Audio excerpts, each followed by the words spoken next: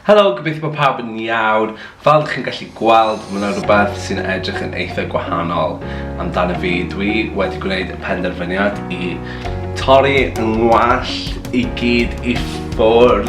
Dros y blynyddoedd diwetha, dwi wedi bod yn sylwi bod gwallt fi wedi bod yn teneuo yn enwedig ar y ffrynt fan hyn, ac o'n i'n meddwl bod fi'n gwneud job eitha da o guddio fo ac o get away efo fo. Ond wedyn, o'n i'n gweld lot o lluniau ar social media. Ddim rhai o'n i'n rhoi o fi hun fyny, achos yn amlwg dwi fel lot o bobl allan yna yn penderfynu ar y lluniau gorau i roi ar Instagram. O'n i'n gweld lot o lluniau o ni yn cael fy nhagion, yn enwedig ar Instagram, a weithio o'n i'n gweld fideos o fi hun, a dyn oedd yn llygad i yn mynd yn syth at fan hyn.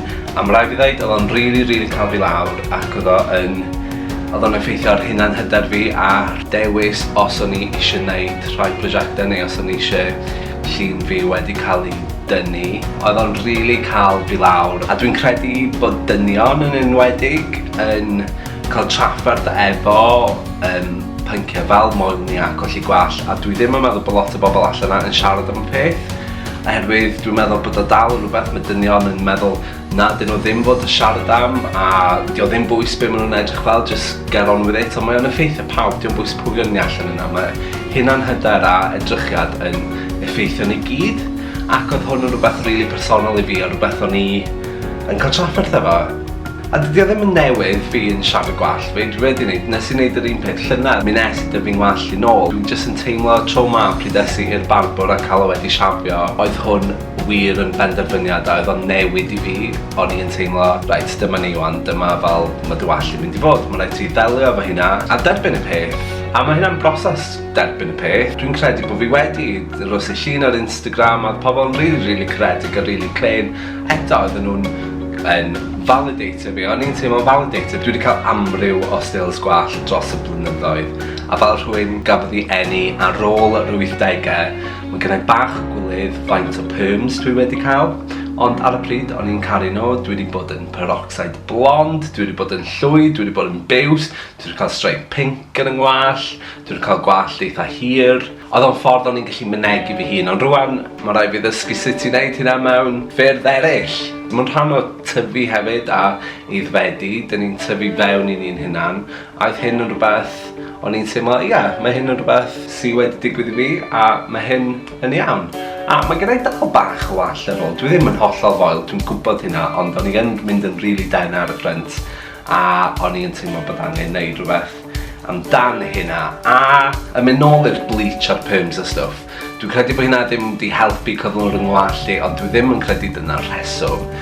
Dwi'n credu rheswm teuluol ydi o, nath dad colli wallt pryd oedd o ti ar un oed y fi, neu falle bach cynt, so ni wastad yn ymwybodol bod hyn falle mynd i fod yn ymwybodol i. Dwi'n credu bod o hefyd yn rhywbeth sydd yn effeithio lot o ddynion, a fel o'n i'n deud yn gynharach, mae o'n rhywbeth dwi'n credu falle ddylsyn ni siarad am. Ddim dim ond gwallt, mae o i gyd am edrychiad sut mae weithio'n gallu gwneud efo pwysau a eating disorders a pethau fel yna. Mae dynion, dyn nhw'n bethau sydd ddim falle yn draddodiadol yn cael ei ystyried fel rhywbeth sy'n gwneud fo dynion, ond mae o'n rhywbeth sydd yn effeithio lot o dynion allan yna. Dwi wedi bod yn gwneud bach o ymchwil hefyd ar pa fath o bethau sydd allan yna i helpu efo mynd yn foel. Mae yna shampoos i gael, a nes i drio hynna, ni ddim gweld nhw'n helpu. Mae yna tabledi ti'n gallu cael gan y doctor, dwi'n meddwl. A wedyn dyn ni'n meddwl am toupees.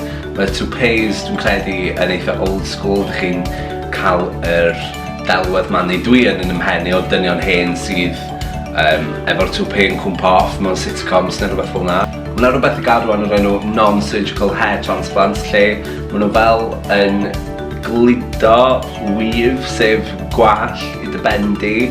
A mae'r hynna'n edrych yn rili dda. Dwi'n dilyn cwpl o bobl ar Instagram sydd efo rheina bod yn agored am hynna, a maen nhw'n edrych yn rili gret. Dwi'n credu bod hynna'n costio tua £300-500. A hefyd, yn amlwg, mae gynddyn ni'r trawsblaniad gwallt traddodiadol. Dwi wedi bod yn edrych ar mynd dramor i gael hwnna di wneud, ond dwi ddim yn credu bod hynna i fi ar y pwynt yma yn y mywyd i.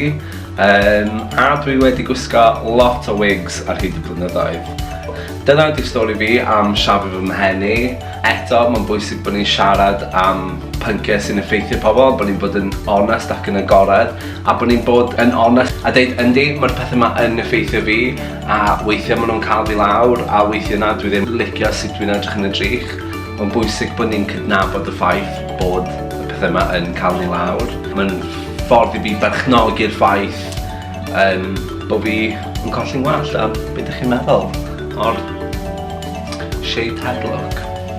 Ond diolch i chi am wrando, gobeithio bod hynna'n neud sens, gobeithio bod chi wedi cael rhywbeth allan yn bod. Dwi jyst yn licio rhannu, a mae'n neud lles i fi rannu a rhannu stories fi efo chi, ond os yna rhywun arall sydd wedi cael yr un fath o brofiad, os yn licio siarad, dwi wastad yma i siarad efo unrhywun. So diolch yn fawr am wylio a tan y tro nesaf. Mwah.